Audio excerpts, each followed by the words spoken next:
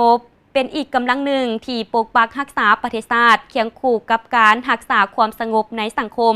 ท่านผู้ชมเนื่องในโอกาสวันสั่งตั้งกำลังป้องกันความสงบประชาชนลาววันที่5 เมษายน 1961 5 เมษายน 2023 ครบรอบ 62 ปี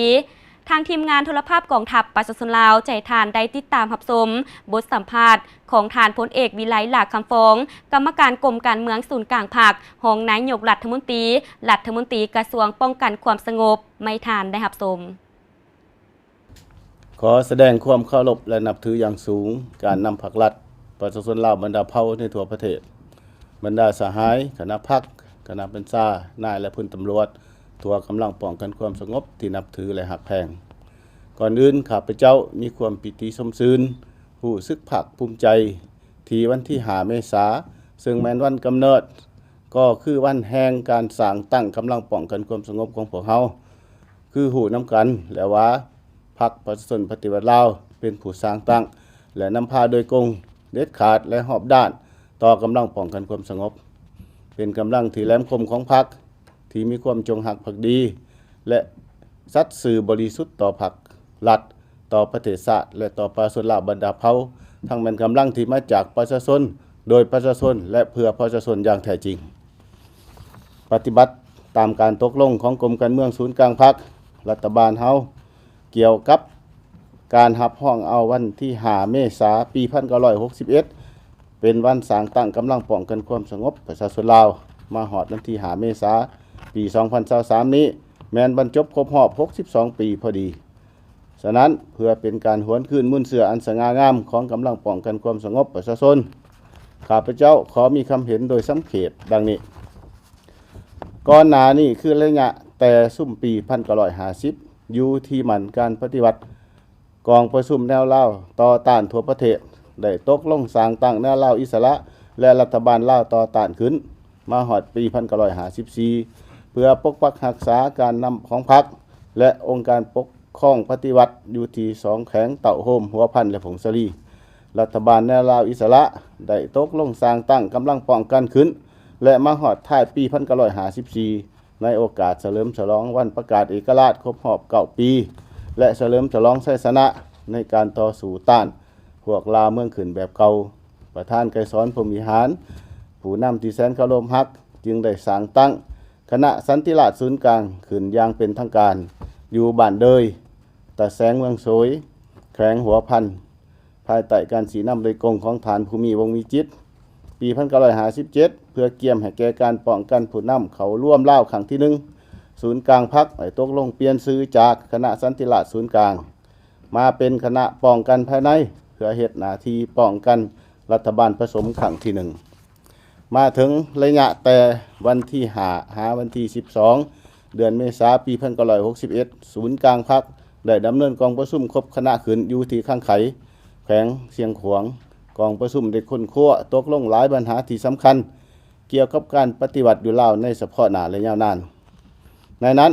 ได้ตกลงปรับปรุงก่อสร้างกำลังป้องกันภายในอยู่ขอบเขตทั่วประเทศเพื่อปกปักรักษาการนำของพรรคของแนวเรารักษาปกปักรักษาความสงบและความเป็นระเบียบเรียบร้อยของสังคมพร้อมนั้นกองประชุมยังได้ตกลงเปลี่ยนชื่อจากคณะป้องกันภายในมาเป็นห้องการป้องกันความสงบศูนย์กลางโดยแม่นทานศรีสมพร ลอวันไซเป็นผู้สีนำต่อมาได้มอบให้ทานส้มซื่นคำพิทูลเป็นผู้บัญชาตัวจริงปี1965ศูนย์กลางพรรคได้ปรับปรุงกงจักรการจัดตั้งของบรรดาห้องการอ้อมขางศูนย์กลางซึ่งเปลี่ยนชื่อห้องการป้องกันความสงบศูนย์กลางมาเป็นห้องการสันติราษฎร์ศูนย์กลาง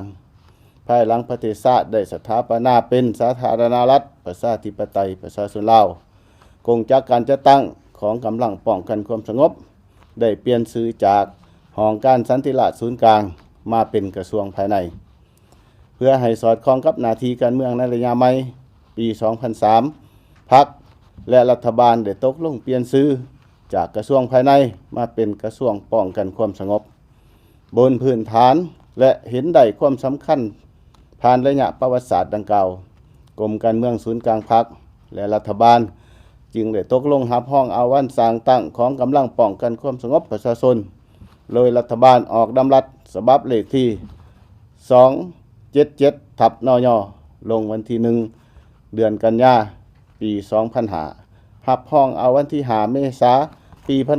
1961เป็นวันสร้างตั้งกำลังป้องกันความสงบอย่างเป็นทางการการกำเนิดของกำลังป้องกันความสงบประชาชนแม้นมีความหมายสำคัญทางด้านการเมืองอันใหญ่หลวงในประวัติศาสตร์ของชาติลาวนับแต่มื้อสร้างตั้งกำลังป้องกันความสงบได้เสื่อมซึมและปฏิบัติ3หน้าที่4การพัวพันเป็นอย่างดีกำลังป้องกันความสงบของเฮาได้เคลื่อนไหวป้องกันฝึกแอบหำเฮียนปรับปรุงกำลังเพิ่มพูนผลิตผลสร้างพลาธิการกับทีและลงขนขวยก่อสร้างหากสารเพิ่งได้รับความหักแพงสู้ช่วยเหลือจากประชาชนตลอดมาถึงว่าในเบื้องต้นกำลังของพวกเฮายังอ่อนน้อยการประกอบพาหนะราสมัยระดับเทคนิควิทยาศาสตร์ว่าทันสูง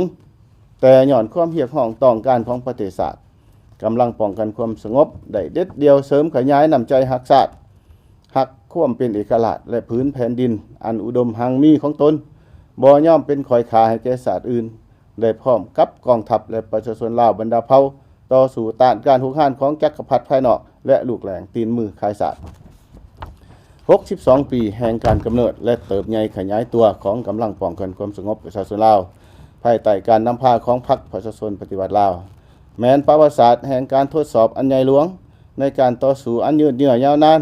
เพื่อญาติเอาความเป็นเอกราชแห่งชาติตลอดระยะทางอันละเอียดละเอียวยุ่งยากลำบากที่สุดนั้นแต่ก็เปี่ยมล้นไปด้วยผลงานวีรกรรมอันสูงส่งชัยชนะอันสง่าราศีภายใต้การนำพาอันฉลาดส่องใสของพรรคเฮากำลังพวกเฮาได้สามัคคีเป็นจิตหนึ่งใจเดียวในการปฏิบัติหน้าที่การเมืองทั้งประสานและต่อสู้อย่างพิราศอาถรรพ์ติดพันกับการออกแห้งปรับปรุงก่อสร้างกำลังของตนให้นับมือเข้มแข็งขยายตัวเป็นเก่าๆมาตลอดระยะ48 ปีในการปฏิบัติ2หน้าที่ยุทธศาสตร์ของพรรคเฮาคือปกปักรักษาและสร้างสาพัฒนาประเทศชาติกำลังประกอบอาวุธปฏิวัติว่ารวมว่าเฉพาะกำลังป้องกันความสงบประชาชนได้กลายเป็นกำลังหลักแรงในการปฏิบัติแนวทางป้องกันชาติป้องกันความสงบทั่วปวงชนรอบด้านของพรรคปฏิบัติขบวนการรักษาและพัฒนาติดพันกับเวียกงาน3สร้างอย่างแข็งแรงเด็ดเดียวปฏิบัติแนวทางการเปลี่ยนแปลงใหม่ของพรรครักษาและเสริมขยายธาตุแท้ปฏิวัติมูลเสื้ออันดีงามของชาติก็คือธาตุแท้มูลเสื้อของกำลังป้องกันความสงบประชาชนฝึกฝนหล่อหลอมทัศนะคุณสมบัติศีลธรรมปฏิบัติตั้งหน้าปฏิบัติก่อสร้างกำลังของตนให้นับมือนับเข้มแข็งในทุกด้านหูอิงใส่กำลังแห่งสังรวมของทั่วปวงชนหันเอากำลังลงก่อสร้างหากฐานการเมืองอย่างแข็งแรงปรับปรุงองค์การปกครองท้องถิ่นช่วยเหลือประชาชนปรับปรุงชีวิตการเป็นอยู่เฮ็ดให้สภาพอยู่หากฐานมีความสงบโดยพื้นฐานเฮ็ดให้ประชาชนลาวบรรดาเผ่าเชื่อมั่นต่อแนวทางนโยบายของพรรคและรัฐเชื่อมั่นกำลังป้องกันความสงบสามารถทับหมากกุลโอบายยุทธศาสตร์หันเปลี่ยนโดยสันติการก่อความบ่สงบแทรกซึมและการเคลื่อนไหวก่อพิษเบียดยึดชายแดนของอิทธิกำลังปฏิการได้อย่างทันการรับประกันให้ประเทศชาติมีเสถียรภาพทางด้านการเมืองอย่างหนักแน่นสังคมมีความเป็นระเบียบเรียบร้อยและปลอดภัยโดยพื้นฐานผ่านการปฏิบัติหน้าที่การเมืองของกำลังป้องกันความสงบประชาชนตลอดระยะผ่านมาพรรครัฐบาลได้ตีราคาสูงต่อผลสำเร็จหลายด้านที่กำลังป้องกันความสงบหยาดมาได้ถึงแม้ว่าระยะผ่านมาสภาพภาคพื้นสากลสภาพภายในประเทศได้ประเสริฐกับความยุ่งยากและสิ่งท้าทายหลายอย่างก็ตามแต่กำลังป้องกันความสงบพวกเฮาก็ได้มีความพยายามอย่างตั้งหน้ามีความสู่ส้นบุกบืนมีความรับผิดชอบสูงในการนำพาประกอบส่วนเขาในการปกปักรักษาและสร้างสาพัฒนาประเทศชาติสืบต่อรับประกันเสถียรภาพและความมั่นคงของระบอบประชาธิปไตยประชาชนให้หนักแน่นกำลังป้องกันความสงบยังสามารถรักษาบทบาทเป็นแกนสารและเป็นกำลังอันแหลมคมของพรรคในการรับประกันความเป็นเอกราชและพื้นแผ่นดินอันครบถ้วนของชาติสร้างเงินไขเอื้ออำนวยให้การพัฒนาเศรษฐกิจสังคมจากผลสำเร็จที่กล่าวมาข้างเทิงนั้นพวกเฮาญาติได้ในระยะที่ผ่านมานั้นแม้นการจัดตั้งปฏิบัติแนวทางของพรรครัฐบาลถือทิศสอดคล้องกับสภาพเงื่อนไขและจุดพิเศษของกำลังป้องกันความสงบแม้นหมากผลของความบากบั่นบุกบืนสู่ส้นโดยความมานะอดทน เด็ดเดียวเหนียวแน่นและความสามัคคีเป็นปึกแผ่นของสมาชิกพรรคนายและพลตำรวจในกำลังป้องกันความสงบที่ได้ตั้งหน้าทุ่มเทเหือแห้งสติปัญญาประกอบส่วนเขาในการจัดตั้งปฏิบัติหน้าที่การเมืองของตนด้วยความรับผิดชอบสูงอันใดแสดงให้เห็นว่าภายใต้การนำพาของพรรคกำลังป้องกันความสงบได้เสริมขยายท่าแท้มูลเชื่อของกำลังประกอบอาวุธปฏิวัติยามใดก็สนองตอบต่อความเรียกร้องต้องการของพรรคและประชาชนด้วยความจงรักภักดีซื่อสัตย์บริสุทธิ์และยามใดก็เด็ดเดียวเหนียวแน่นก้าวเดินตามอุดมการณ์สังคมนิยมของพรรคบนเส้นทางก้าวขึ้นของประเทศชาติพรรคเข้าได้กำหนดทิศทางหน้าที่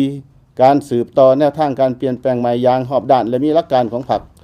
พร้อมกันนั้นก็ได้วางคาดหมายสู่ชนและมีลักษณะท้าทายและเป็นยุทธศาสตร์เพื่อสร้างพื้นฐานให้แก้บาดเลี้ยวใหม่ในการพัฒนา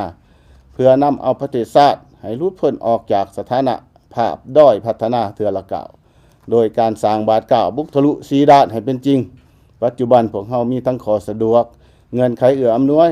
และมีทั้งสิ่งท้าทายทดสอบสภาพแวดล้อมสากลและภาคพื้นยังสืบต่อพันแปรอย่างไว้ว่าสลับซับซ้อนและคาดคะเนได้ยากนั้น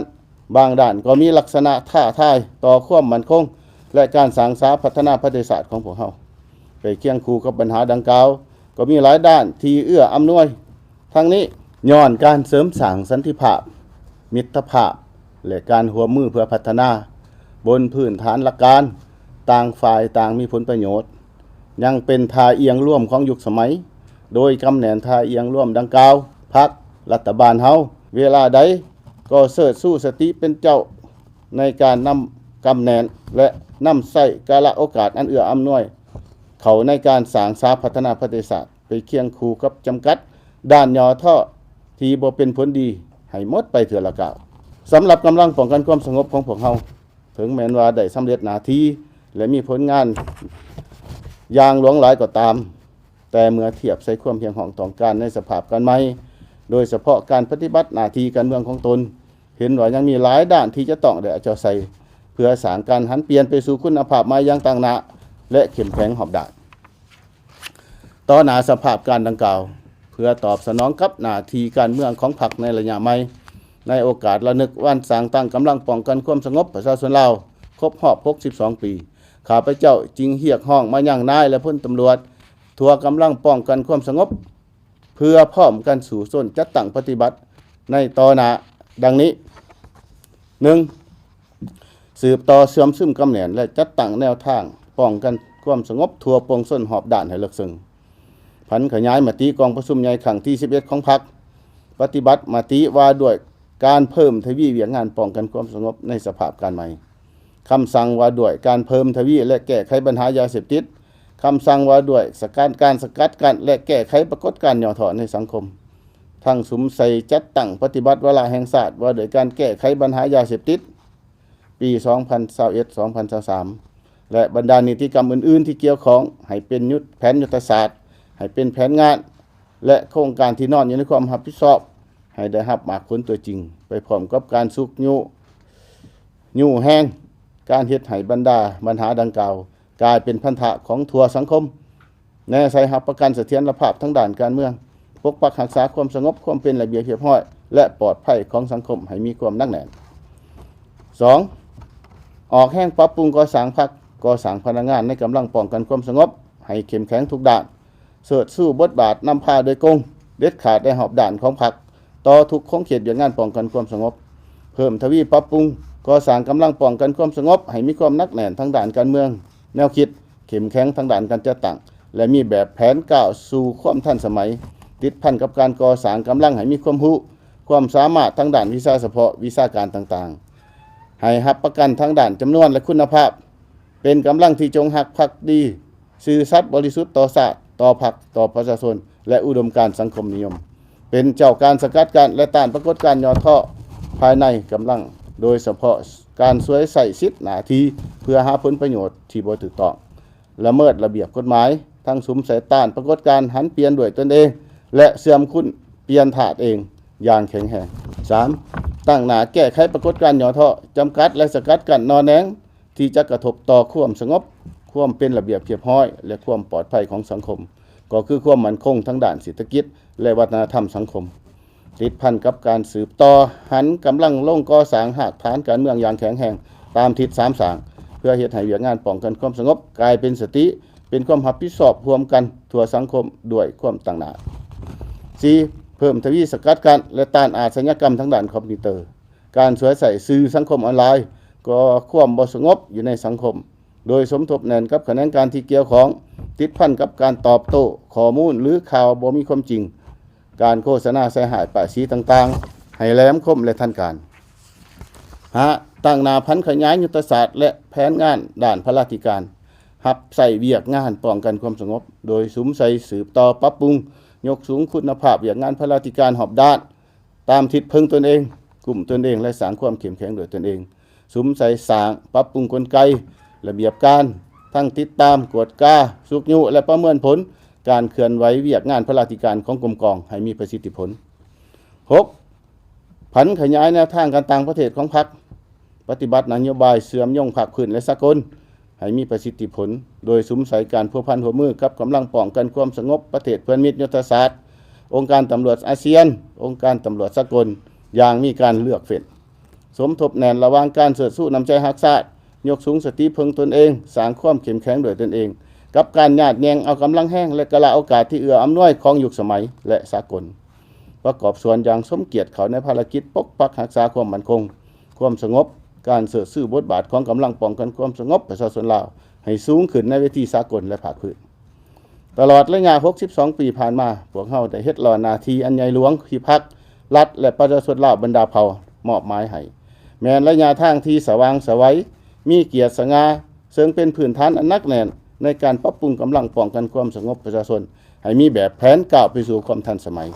เพื่ออนาคตอันสดใสของประเทศชาติพวกเฮาจงพร้อมกันเสริมขยายธาตุแท้มูลเสื่ออันสง่างามผลงานไสชนะที่กำลังป้องกันความสงบญาติมาได้และสืบต่อปฏิบัติแนวทางการเปลี่ยนแปลงใหม่ของพรรคปฏิบัติหน้าที่การเมืองให้มีหมากผลดีกว่าเก่านำพากำลังพวกเฮาก้าวขึ้นด้วยท่วงท่าไม่ที่นักแน่นและเข้มแข็งอย่างบ่หยุดยั้งถือเอาโอกาสนี้ที่มีความหมายสำคัญนี้แจ้งให้ทั่วสังคมรู้ว่าสำหรับการกาเกียมเฉลิมฉลองวันสร้างตั้งกำลังป้องกันความสงบประชาชนครบรอบ62ปีโดยรวมแล้วพวกเฮาได้กาเกียมและจัดตั้งปฏิบัติสำเร็จหลายกิจกรรมที่ติดพันกับรูปการและการเนื้อในเฉลิมฉลองเป็นต้นการดำเนินชีวิตการเมืองในทั่วกำลังกระบวนการเคลื่อนไหววิชาเฉพาะกระบวนการจัดตั้งปฏิบัติวาระแห่งศาสตร์ว่าโดยการแก้ไขปัญหายาเสพติดและกระบวนการกีฬาศิลปะประดับประดากรมกองเคลื่อนไหวประทักกถาอยู่บรรดากระทรวงและองค์การยังเพียงบางกิจกรรมที่จะสืบทอดจัดตั้งปฏิบัติแต่นี่ฮอดวันสร้างตั้งกำลังให้สำเร็จตามจุดประสงค์และระดับขาดหมายที่วางไว้เป็นต้นแม้นการพบปะโอ้ล้มพนักงานอาวุโสบำนาญลงเยี่ยมยามพนักงานที่เจ็บป่วยอวยพรการนำขันสูงของภาครัฐและดำเนินโฮมชุมนุมมีตติ้งเฉลิมฉลอง62ปีของกำลังป้องกันความสงบมาฮอดปัจจุบันการกาเกียมด่านต่างๆแม้นมีความพร้อมรอบด้านฉะนั้นจึงขอแจ้งเป็นทางการผ่านการแถลงข่าวครั้งนี้เพื่อให้ทุกภาคส่วนในทั่วสังคมได้รับทราบสุดท้ายนี้ขออวยพรให้การนำภาครัฐจงมีสุขภาพเข้มแข็งสืบปอนำพาประเทศชาติก็คือกำลังประกอบอาวุธและทั่วปวงส่วนลาวบรรดาเผ่าก้าวขึ้นสู่จุดหมายที่วางไว้ขออวยพรให้คณะพรรคคณะบัญชาแต่ละขันนายและพลตำรวจทั่วกำลังป้องกันความสงบจงมีสุขภาพเข้มแข็งพร้อมกันเบิกบานมวลซืนต่อวันประวัติศาสตร์อันสำคัญของพวกเฮาและสืบต่อจัดตั้งปฏิบัติหน้าที่ที่ได้รับมอบหมายให้มีผลสำเร็จใหม่ใหญ่หลวงกว่าเก่าขออวยพรให้พนักงานปฏิบัติอาวุโสพนักงานรัฐกรประชาชนลาวบรรดาเผ่าจงมีสุขภาพเข้มแข็งมีความผาสุกและสืบต่อสู้ช่วยเหลือก่อสร้างกำลังป้องกันความสงบของเฮาให้เติบใหญ่เข้มแข็งขึ้นไปเรื่อยๆขอบใจ